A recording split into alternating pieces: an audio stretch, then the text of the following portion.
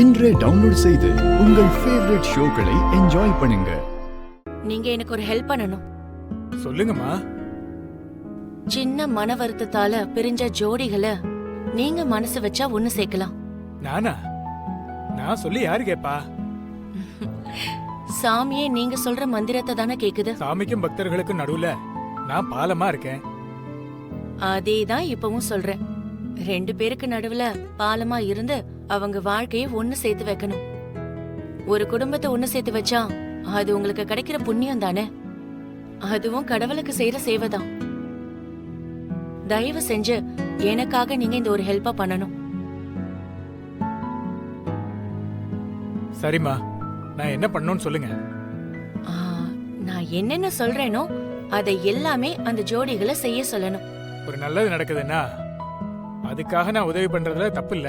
நீங்க சொல்ற மாதிரியே செய்யறேம்மா. தேங்க்யூ. சரிம்மா. புதுசா கல்யாணம் ஆனவங்க அம்மனை மனசுல வேண்டிக்கிட்டு அவ சன்னதியில இதை மாத்திக்கிட்டா ரொம்ப விசேஷம்.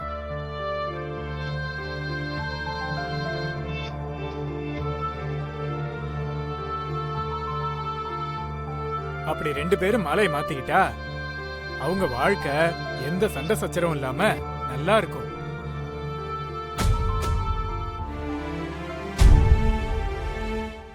இதுக்கு முன்ன 2 பேருக்கும் இடையில சின்ன சின்ன பிரச்சனைகள் இருந்தா கூட எல்லாமே மாறிடும்.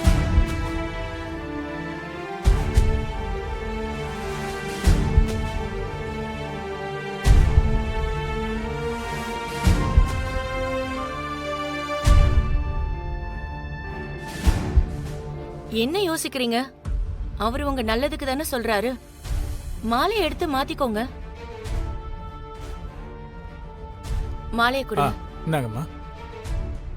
எடுத்துக்கோங்க. எடுத்துக்கோ.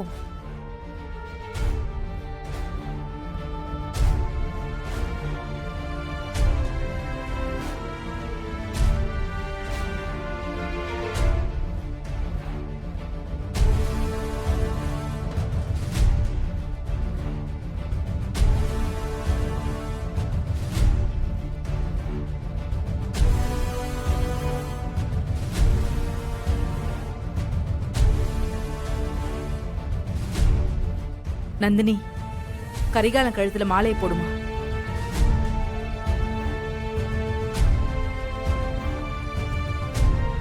போடுமா.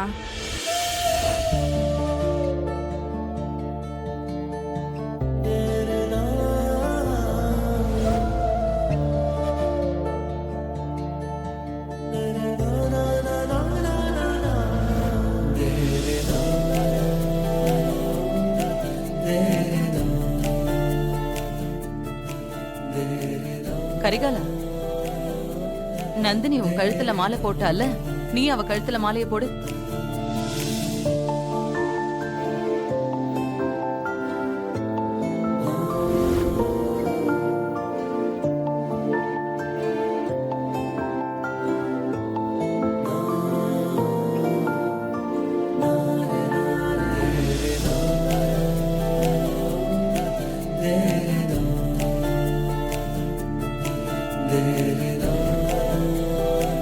அவங்க 2 பேரும் மாலையை மாத்திக்கிட்டாங்க. நீங்க 2 பேரும் இன்னும் மாலையை மாத்திக்காம கையிலேயே வச்சிட்டு இருக்கீங்க. மாலையை போடுங்க.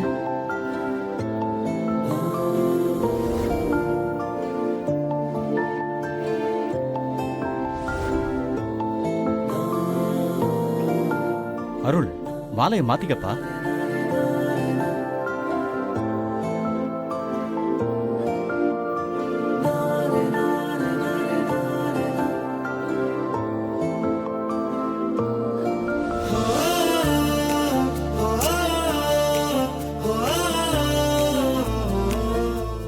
வானதி, நீயும் அருள் கழுத்துல மாலையை போடுமா.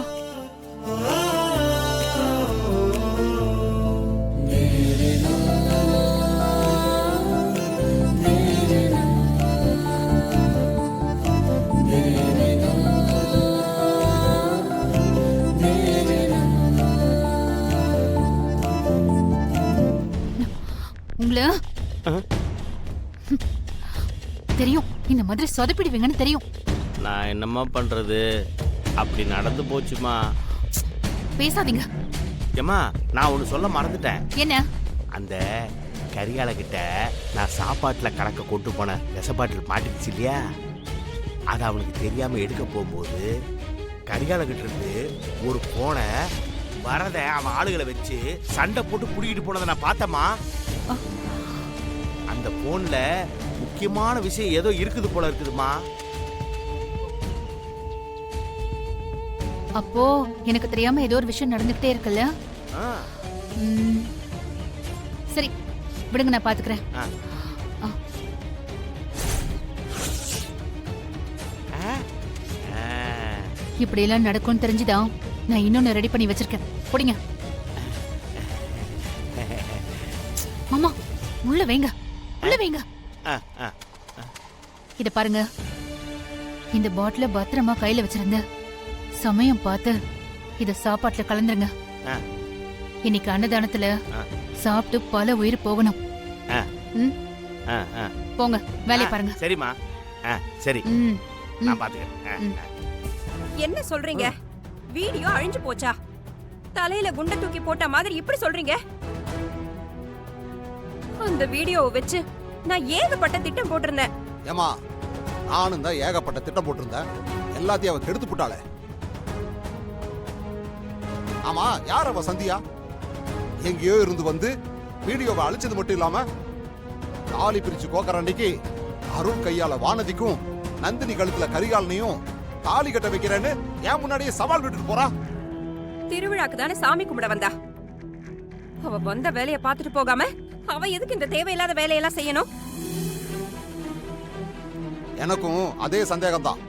திருவிழாவுக்கு வந்தமா சாமி மூட்டு போனமான்னு இல்லாம அவ எதுக்கு இதெல்லாம் செய்யணும்? ச்சே, அவளால எல்லாம் போச்சே. சரி, அதை விடு. வீடியோ போயிருச்சுன்றதையே நினைச்சிட்டு இருக்காத. என் பொண்ணு வானதியையும் அருளையும் பிரிச்சு விடுற வேலையை நான் பாத்துக்கிறேன். அந்த திமிர் பிடிச்ச சந்தியாவை ஊற விட்டு அனுப்புற வேலையை நீ பாரு. தாலி பிரிச்சு கோக்கற அன்னைக்கு என் பொண்ணு கழுத்துல தாலி ஏறக்கூடாது, இறங்கணும். அவ கழுத்துல தாலி இல்லாம என் வீட்டுக்கு திரும்பி வரணும். அத நீங்க செஞ்சிட்டீங்கன்னா எனக்கு போதும். அந்த சந்தியாவ இன்னைக்கே இந்த ஊரை விட்டு அனுப்புற வேலைய நான் பாத்துக்கிறேன். அந்த வேலையை நீ பாரு, மத்த வேலையை நான் பாத்துக்கிறேன்.